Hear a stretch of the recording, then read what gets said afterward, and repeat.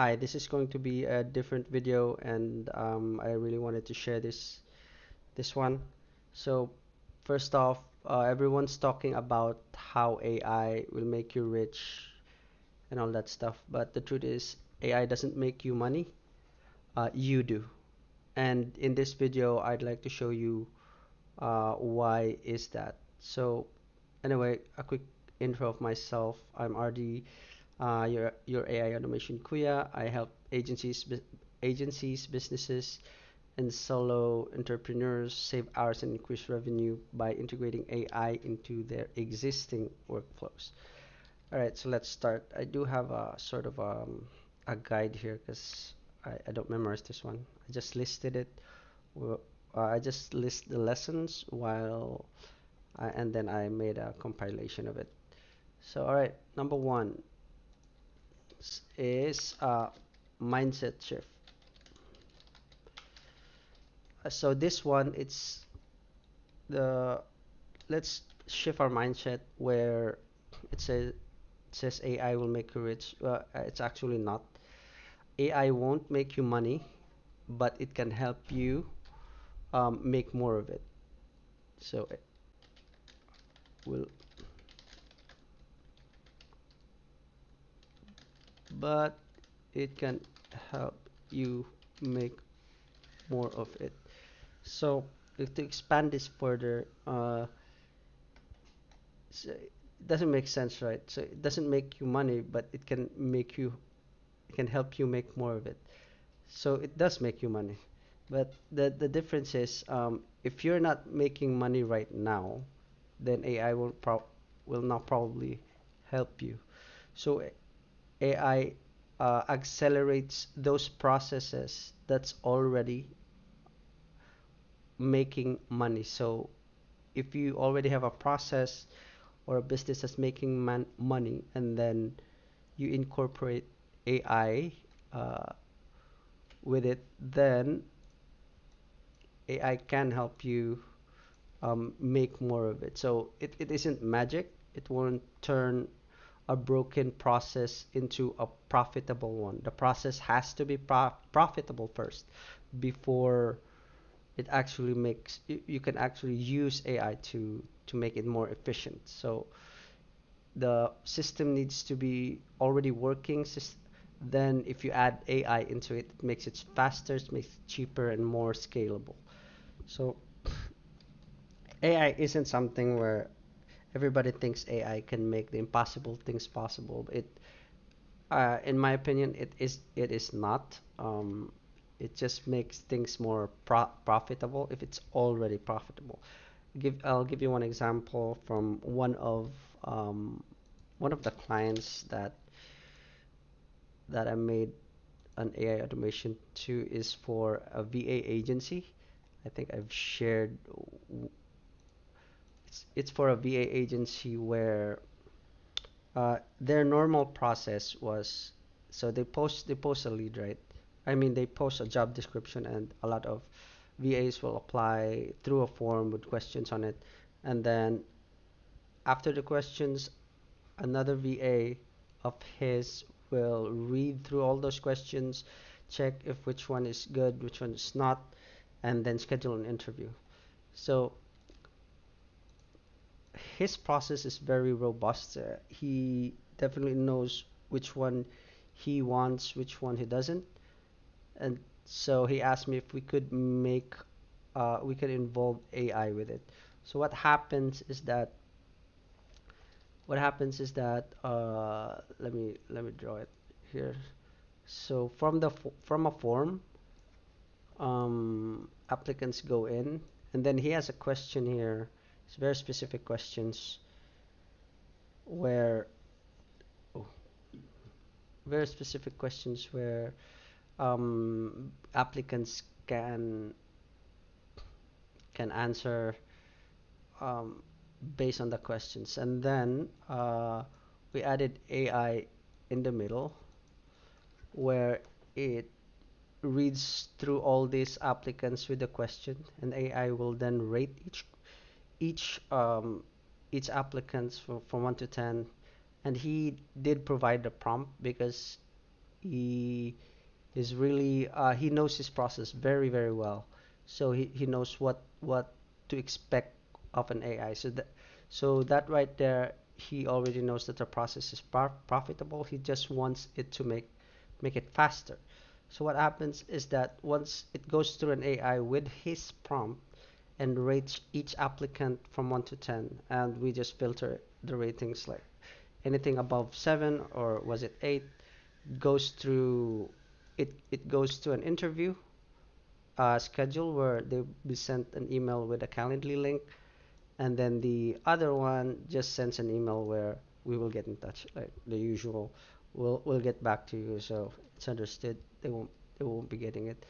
And then I think there's a middle area here where they uh, they actually meant they will get back to you, but the score is just in the middle, and it's sort of a backup pool that they have in the middle. So yeah, as you can see, the AI didn't make any magic at all. It just improved his process. So that's the main key lesson here, where the AI won't make you money, but it can help you make more of it. So that's number one. All right. Next is, when does AI works best? Number two, when AI works best. For this one, it's gonna be fun. So AI works. Let me put it in this context. AI works best in high volume, low ticket industries. It doesn't work best with it doesn't it does not work best with high ticket, low volume. So let me explain this a little bit further. All right. So let me explain this. Let's say, for example, uh, so high volume. Let's say a thousand. You have 1,000 leads.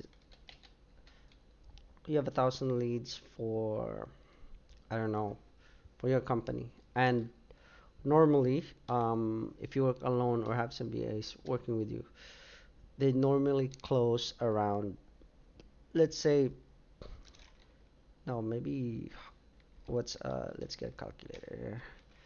So how much is 20?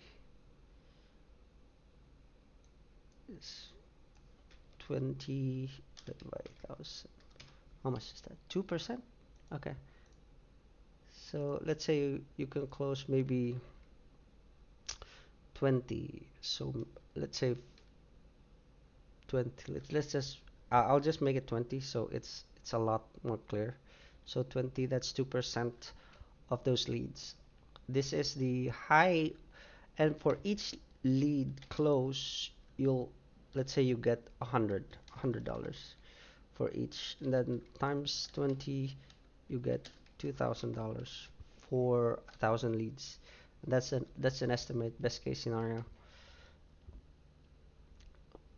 So I guess, no, not best case scenario, but that's the average that you get for 1,000 leads. So that's 2,000. Sorry. So that's a high volume, low ticket. And then let's make an example where 100 leads. This is low volume, and one can only close maybe 2%. Now let's make it 30. So I can, let's say, 3. You can only 3% of 100. You can only close 3%, but each of those close is worth 1 million, 1 million. So times 3, that's 3 million. So it's pretty clear, right? Um, so before I explain it further, AI doesn't really get 100% context. This is very important. 100% context or nuance, as they say. For example, a friend of mine sent me a message where I know something bad happened to that friend last week, and when I got the message, I would know, I would show some empathy and then reply to the friend and all that. But if you get an AI to filter your messages, that AI will not get the context or very these very tiny nuances for different persons where it will just reply the way the prompt or the way it was instructed. So it will never get those 100% um, context of a message. So let's say this 100 leads. This is for your process. If you add AI into it, tendency is it will probably only close maybe 25 instead of 30. It will only close 25. So you actually lost 5 leads. You actually lost 5 leads. And that cost you what? 500? That's low, right? And for 1,000 leads, since it's a high volume, you'll probably easier to get more leads since this is a high volume industry. So you can get more leads, and since AI can work 24/7 without any rest, then you can increase your leads and increase your revenue. And even so, even if you don't increase the leads and just get and lose that 500, it'll still cost you less by hiring someone, right? So, and at the same time, you're free to do whatever else you want, so you can still increase your revenue in a different way instead of you trying to get into those 100 leads. Now, if you go to high ticket, low volume, and like say for 100, you can only for a for an average scenario, you have a very you or you hire a very skilled person to try to close these 3 leads. And if you incorporate AI into it, it'll probably close two or worse one. So let's just put you lost one only, but that one costs you 1 million, and it's not worth it. Even if you even if you hire a very skilled salesperson, it won't cost you $1 million. So you see, works AI works best in high volume, low ticket industries. So that's that's how you like pinpoint which kind of tasks that you're gonna try to automate. So premium like I think there was this client from a investing company, and it's a very high ticket. So I would not recommend them using an AI.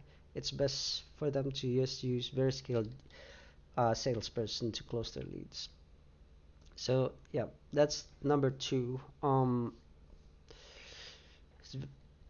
That's how AI works currently, and AI will never ever get that 100% context, no matter how perfect your prompt is. For now, but maybe in the future. So that's number two. Let's go to number three. So number three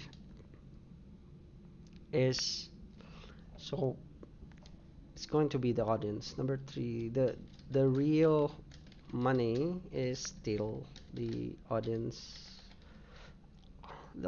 or attention or distribution.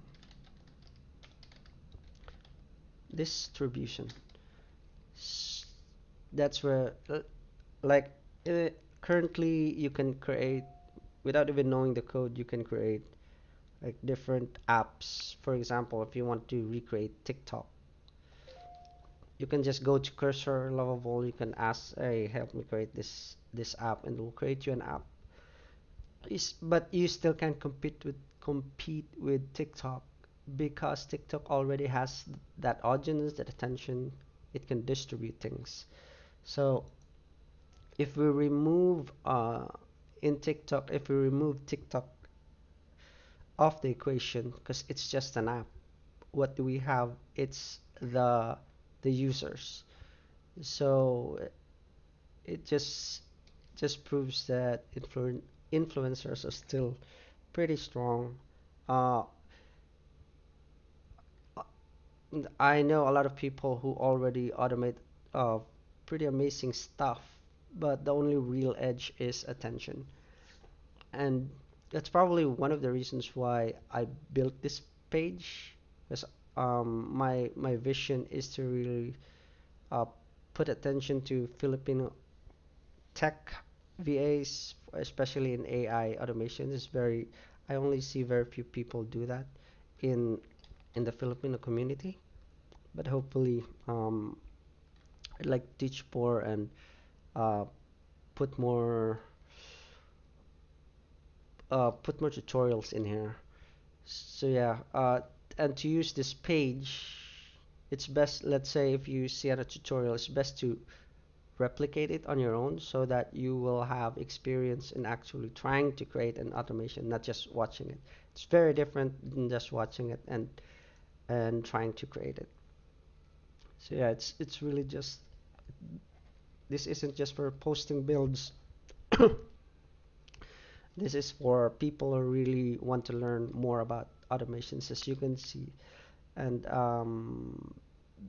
this is one of the reasons.